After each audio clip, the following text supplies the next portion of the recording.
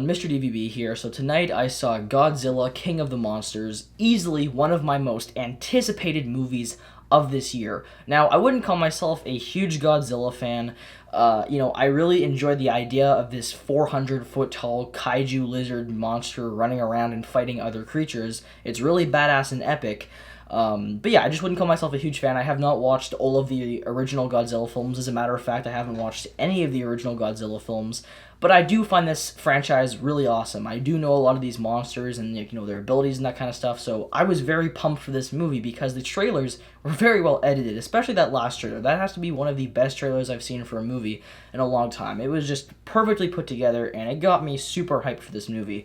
Now, when it comes to the 2014 Godzilla film, I am somebody who, well, first of all, hasn't seen that movie in years, but kind of liked it, actually. Yes, Godzilla was barely in it, which is a huge problem with that movie, but I still just think that movie had kind of an interesting story.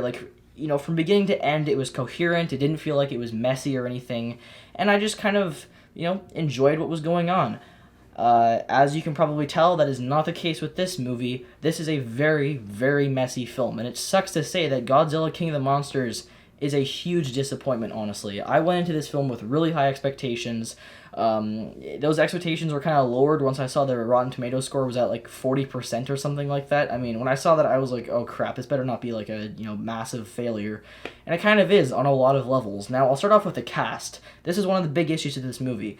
There is way too many people in this movie, and all of them are just completely underdeveloped. If you're going to give us a bunch of human characters, or even a few human characters, you have to make us care for them. You have to give them, lots of interesting scenes with each other. And this movie just didn't do that. Every single scene in this film with the human characters was exposition, and the story in this film is just a giant mess. So the cast members, you have Kyle Chandler, Vera Farmiga, Millie Bobby Brown, Ken Watanabe, Charles Dance, Tywin Lannister. He's in this. There's so many people in this movie, and the film just jumps around so much between them. It was just this big mess of sequences. Every single scene is exposition in this movie. There was never a scene where I actually felt like they were trying to develop these characters and give us a heartfelt moment. It was just jumping from scene to scene to scene. All this movie was basically just the monsters fighting every once in a while, and the humans are just there kind of tracking them, randomly coming up with ways so they can possibly defeat them. There's literally a scene where they randomly get contacted by the military, and they say that they have some kind of oxygen depleting bomb that they're going to use on the creatures. It just comes out of nowhere. It just felt like they were just throwing so much crap into this script, and they didn't actually have a narrative structure. There was no flow in this movie. It was just jumping from scene to scene to scene to scene, and it was really damn messy. And it sucks that I have to, give this movie a negative review because I was so excited for this. It just didn't work in my opinion. Now, like I said, I didn't really care for any of these characters. I can't really say that the acting was bad. They all did a good job, I guess, but like I said, these characters weren't interesting. They aren't really given much to do besides track down these monsters and have a few scenes with each other where they're talking about the monsters. I don't know, none of the human characters really interested me. The last Godzilla from 2014, people complained about Aaron Taylor Johnson and Elizabeth Olsen's characters being kind of uninteresting. They are far better characters than this movie. Same thing goes with Kong Skull Island. The characters in that movie kind of had each of their own personalities to them. This movie, everybody just felt like cardboard cutouts. They were just there to deliver exposition and give ideas. Literally, Kyle Chandler's character basically knows everything there is to know in this movie. He has every single idea possible. It makes no sense. And whenever the movie tries to bring in these kind of twists and these big, shocking moments, it's not done in this big reveal kind of scene. It's literally just a character saying something, and the audience is supposed to be, surprised or whatever, but it doesn't work ever. Once in this movie, I was never surprised by anything. I never had this moment of, oh, wow, that's a really cool twist. Because they were delivered in such uninteresting and bland ways. This film's directed by Michael Daugherty. I haven't really seen any of his other movies besides Krampus. I wasn't a huge fan of that film, but I hear that Trick or Treat's really good.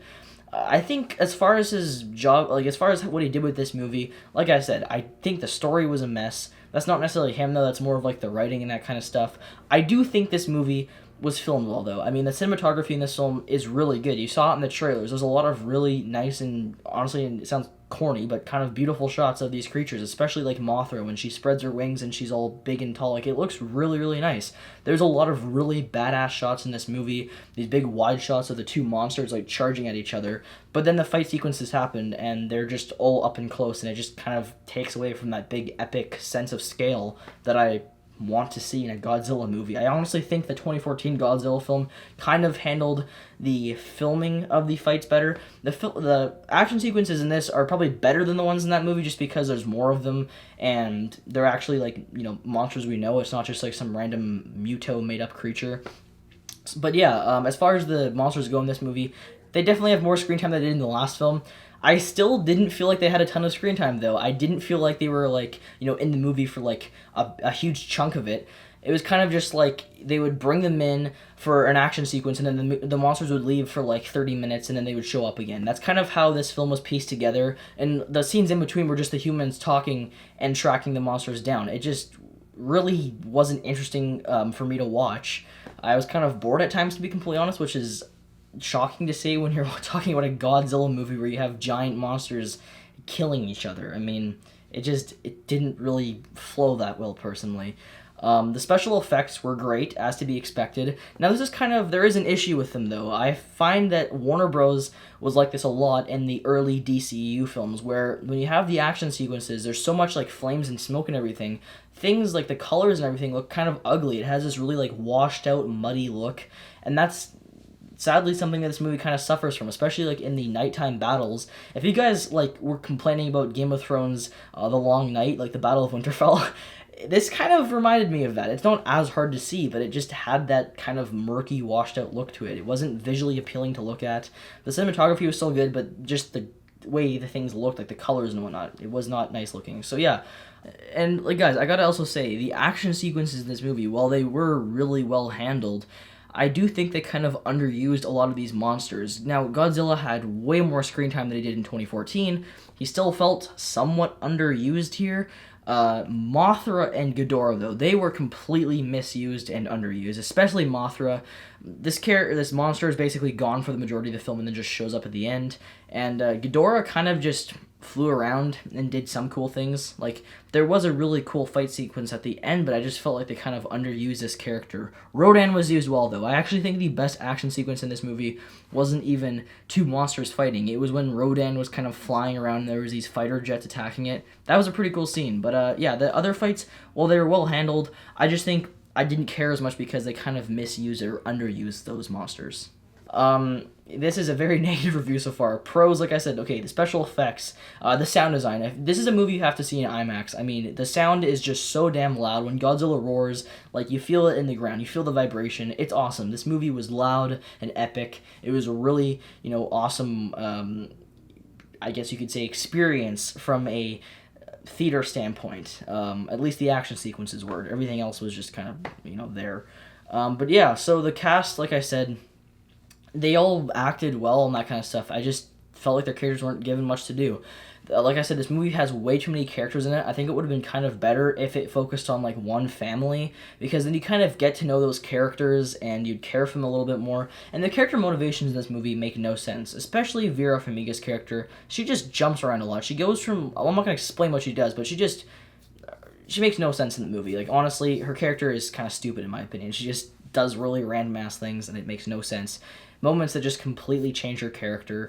They're supposed to be shocking, like I said, but they're just delivered in such uneventful ways that just really didn't do much. Oh yeah, one more thing, the soundtrack's great. This is kind of to be expected. They actually used the classic Godzilla theme in this, which was epic. So when Godzilla shows up on screen, you hear that big, like, boom, dun, dun, dun, dun. Okay, it's cringeworthy when I do it, but it's awesome when the movie does it. Anyways, yeah, I don't have much else to say. If you guys were disappointed by the 2014 Godzilla movie because it didn't have enough Godzilla in it and there wasn't enough action, then you're probably going to be happier with this one because there is way more of that. But I honestly think the human stuff and the story-related stuff was worse. And I know, that the story isn't the, like, main reason you go and see a Godzilla movie. I agree. It wasn't that, there was too much of a story. It's just that the story that was there was so messy. Like, had this movie had kind of a coherent story, where I was at least somewhat interested in what was going on, but there was still the same amount of screen time given to the human characters, and they've developed better, I wouldn't, dislike this movie as much. I'd probably give it a pretty good score, but I'm not going to be doing that because it was an incoherent mess in my opinion. I'm going to give Godzilla King of the Monsters a 6 out of 10. Yeah, really disappointed. I think from now on out, guys, I'm going to try to be harder on movies. I'm going to try to be more honest with you guys because a lot of times, like I said, I'll come out of a movie, I'll be so hyped for it, and there'll be some really great action sequences in the movie that'll just be like, oh yeah, that was an epic film. But then I let it sit with me, and after a few weeks, my thoughts kind of change because I don't have that same epic feeling, and I kind of just look at it as how it was as a movie. And that's what I'm trying to do with Godzilla here. So there you go, guys. Those are my thoughts on Godzilla King of the Monster. I think I'll be seeing Rocket Man next, probably, so look forward to that. I have not been this disappointed in a movie in a while. I honestly enjoyed The Last Jedi more than I did this film. That's how you know they screwed up. Bye.